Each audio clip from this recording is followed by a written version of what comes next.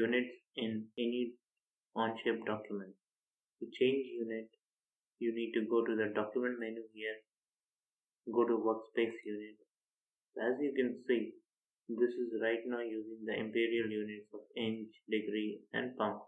I want to change it to metric, so I'll just select millimeter and I'll change the weight into gram or kilogram. Click OK.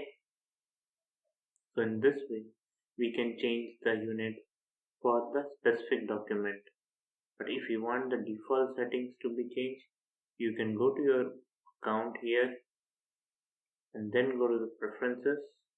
Here you can see the units to be used for all documents are visible here. We can just simply select millimeter and kilogram, which we want as a default for all our Onshape documents.